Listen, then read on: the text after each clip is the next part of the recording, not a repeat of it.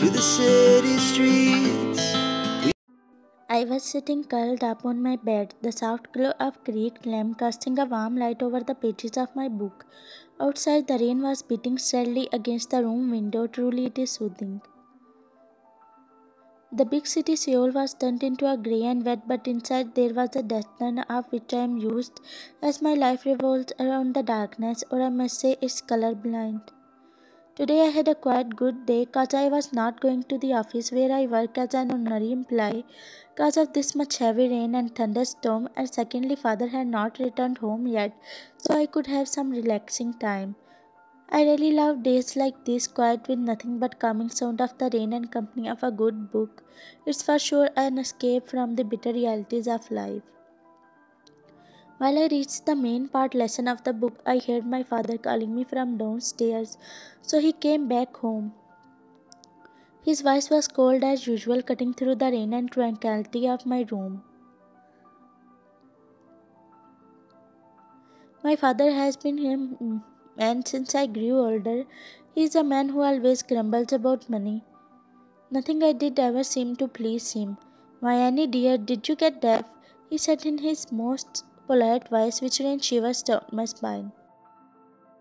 I quickly wore my shoes and rushed downstairs, my heart heavy with dread as I knew nothing ever come from the summonses. I reached the living room. I saw him sitting on the couch, a scowl etched deeply into his face. He looked up at my face and sighed. "How long do it take to come downstairs?" he asked, his voice reverberating the whole house.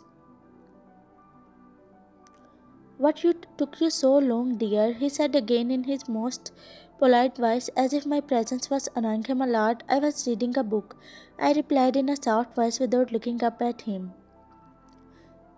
"Is not it a great news? The little prince is enjoying reading and reigning. Princess, why you didn't bother to go to the office? Reading those books will feed you," he said, making my feet tremble. "But father, the office is a good half-hour's walk away, you know that, and in this weather it would be impossible for me to reach the office," I said slowly, glancing outside, hoping that the sight of the rain might change his decision. Father scoffed, looking at me. "Don't you talk back to me. I don't care if it's raining or snowing or if the world is ending. I knew is you are going. And that's final," he said. "Why he is like this?" I thought in my mind.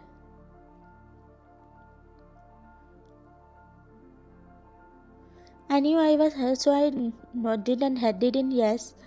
Before bowing down at him, I grabbed my coat from the overcoat rack behind the door and an umbrella from one of the kitchen drawers, so I opened it with my trembling hands and went to the outside, leaving him laughing behind. I must say he is good. I opened the front door, the cold wind immediately whipped at my face and the rain pelted down in sheets. Taking a deep breath, I stepped into the stormy rain, grabbing a thin umbrella tighter. It was raining heavily.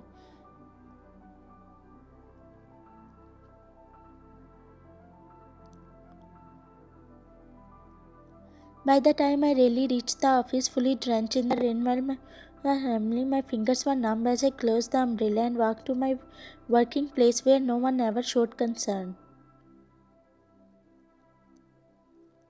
Perhaps they don't have time, as our core boss makes his employees work like robots. Time skip. It was around 9 o'clock at night when I was coming back home. As I was on my way to home, I saw a black luxury car leaving out town. But what surprised me the most was that town when I lived, no one has a second-hand car than what the black car was doing in our town. Which got in one night rich, I was thinking to myself, but shrugging it off, I opened the front door of my house and entered in. My ears grew wider and wider when I saw the shimmery boxes and sweet boxes scattered all around the living room. Did that got a lottery or what? I thought to myself while looking at the view in front of me. I looked at my father, who was sitting on the couch having grapes while his legs were on the table. "Father, what is this?" I asked hesitantly. He looked up at me and smiled widely, which was unusual. "This is all for you, dear. Tomorrow you are going to get married to Jeonjungkook, so put some smile on your face," he said with his cheeky smile. My feet frozen on the ground, and I looked at him shocked. "What?" I said, looking at his cunning face. "You heard it right, dear. You are gonna get married to the Mafia king," he said and went to his room. "But Dad, I'm okay with this." Time skip, marriage day. You were standing in a bridal room, staring at your reflection in the full length mirror. Your hands were trembling slightly as you adjusted the lace on your white shimmery wedding gown. The gown was beautiful, a dream for many brides, but for you it was like a net. The gown was chosen by Jungkook, your soon-to-be husband, and it was more than diamonds. A cascading waterfall of silk and delicate lace that were hugging your figure and flaring out into a long train. The shimmery veil was carefully placed over your hand, framing your face with ethereal glow. You had nothing to do how beautiful you were looking outside. While you were lost in your own thoughts, the room door creaked open, revealing your father, who smiled at you. You rolled your eyes, looking at him. "You look like a princess, my daughter," he said. His voice felt exhausted. You didn't bother to look at him as you let out a gasp. Your father came closer and he adjusted your veil with a fake smile. "Actually, dear, your soon-to-be husband Jeon wanted to meet you before marriage, so you will have to obey his every command.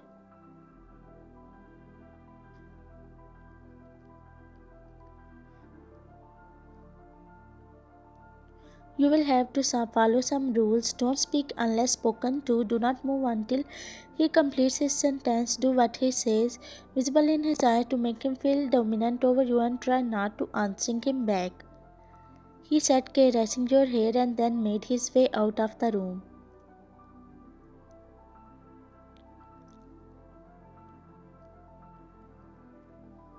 You were feeling the most person exists on this huge planet. Suddenly the door opened and he entered in. His steps echoed in the silent room. You kept your head down and you didn't want to see that elderly man. He walked to you, a smirk was tugging on his lips. His dark, cold eyes looked at you carefully.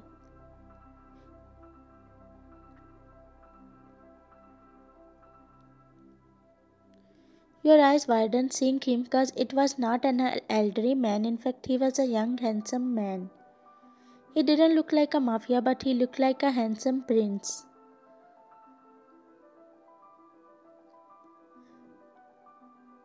"You are beautiful," he asked in his deep voice. "Yes," you mumbled, trying to get back as you could smell. He smiled a little and then pulled out a ring from his pant pocket and grabbed your right hand. He put the ring in your finger and spoke out with his sparkling eyes. "Ah, beautiful," he said, rubbing your soft hand gently. Your mind was not letting you listen to your heart. You were not able to form some words.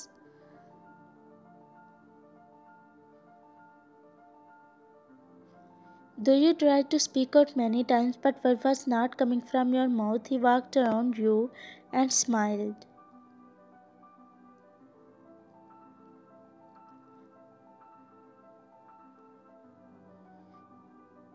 "If you are done, you may go now," you said, looking at him from behind.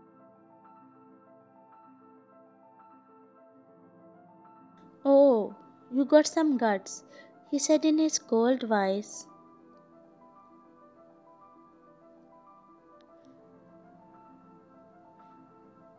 Before saying something, he said in his cold and dominating voice, a few tears dropped on your cheeks as you looked at his disappearing figure.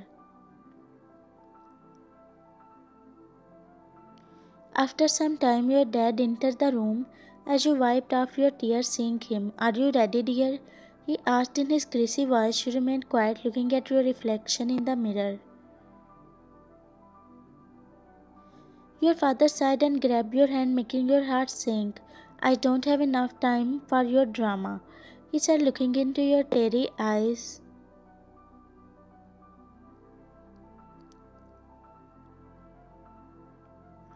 The door opened again and one of the wedding planners poked her head in. "Finally, it's the time," he said excitedly. Your heart skipped a beat. That was it. There was no way for you. Your father looked at you and took you outside. As you reached the hall, you looked all around. There were only few people present in the hall. Some were his family members and some of them were members of his gang. The sound of soft music drifted through the air, mixing with the murmurs of the guests. You glanced at the stage where Jungkook was standing with the priest while his eyes were fixed on you, which made you smile. Your mind was racing with doubts. You walked down the aisle along with your father, who was giving fake smile to Jungkook and the guests. As you reached the altar, your father released your hand and you stepped aside. You looked up at him. There was an aura about him, a presence that filled the room and commanded attention. It seemed like the air around him was charged with invisible energy. You looked at his face. He was handsome. There was no denying that his childish feature could have been carved from the stone, and his intense dark eyes could make anyone crazy. But his personality had some dark secrets, and you didn't want to unveil them. The priest began the ceremony, but you could barely hear the words as you were lost in your own never-ending thoughts. Jungkook extended his hand to you. Your father smiled at you. You took a deep breath and placed your hand on his.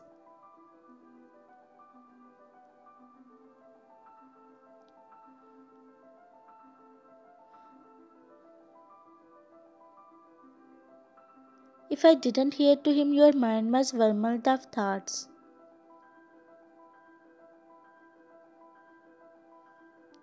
Jungkook was staring at you as if he was trying to depict your facial expressions. Finally, the time came to recite the vows.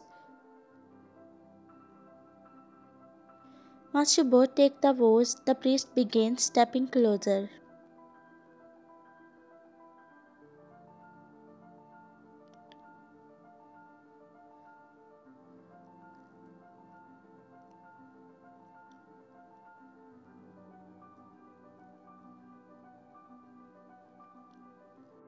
Time skip in car. Finally, you regain the consciousness after half an hour. Finding yourself in a car, you frowned, trying to figure out if you were home back. You tilted your head to see your cold Mafia husband staring at your face with a light smile plastered on his face.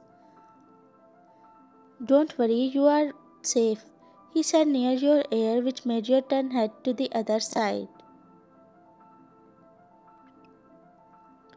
The air in the car felt heavy and cramped, albeit the freezing weather outside. The atmosphere sizzled with dripping tension and looming frustration. Now you thought of marrying to him was you. You were his bride now.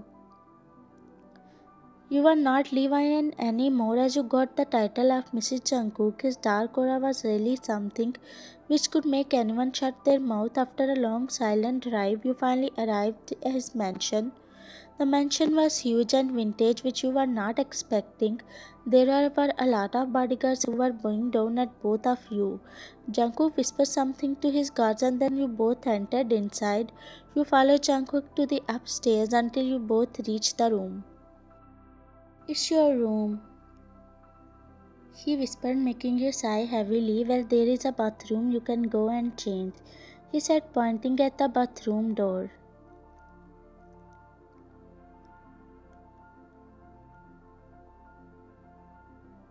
You opened your suitcase and fetching out a red gown, you went inside the bathroom. After a few minutes, you came back and saw Jungkook sitting on the relaxing chair. Only the dim light of the room was on. He was staring at you with his shining eyes. "Ah, you look beautiful," he said, smirking at you. "It's too late," you asked hesitantly, sitting on the bed. "You really wanna know why? Wait, let me tell you, but don't feel shy," he said, winking at you. You got startled hearing that as you quickly laid on the bed and pulled down the blanket as you were sleepy. What are you doing? He asked, looking at your face. I am tired, so I am gonna sleep, you said, and shut off your eyes. Do you think I will let you? Before you could figure out what he intended by this, he smiled at you.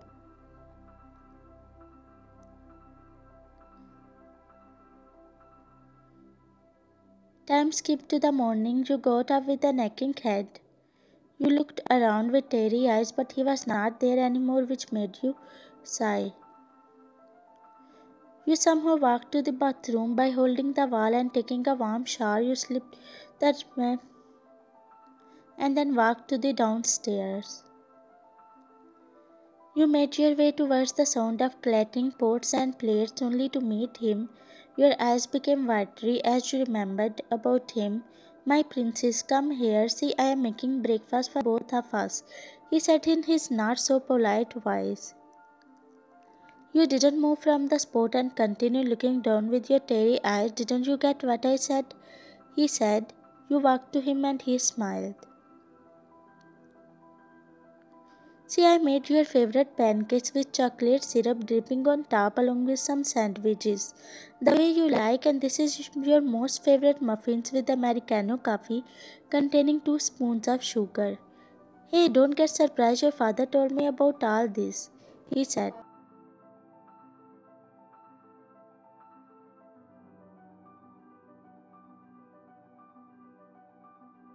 He then held your hand and took you to the dining table. As he dragged the chair back for you, with a smile creeping on his lips. You said nothing and silently took a seat.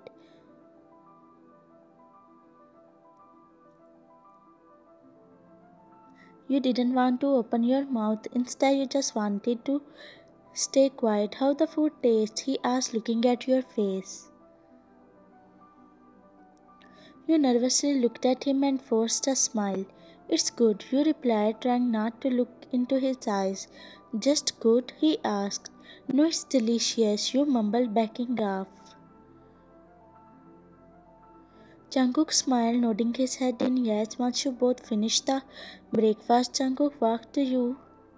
I will be back soon. Till then, take care of yourself, he said.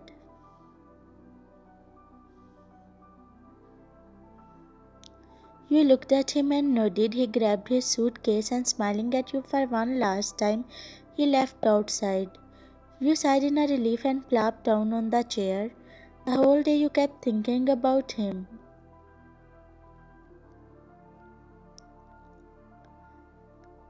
Later at night, you walked outside the bathroom and Jungkook was sitting on his chair as usual. He gestured you to come to him. You thought for a moment and then walked to him. Beautiful, he murmured.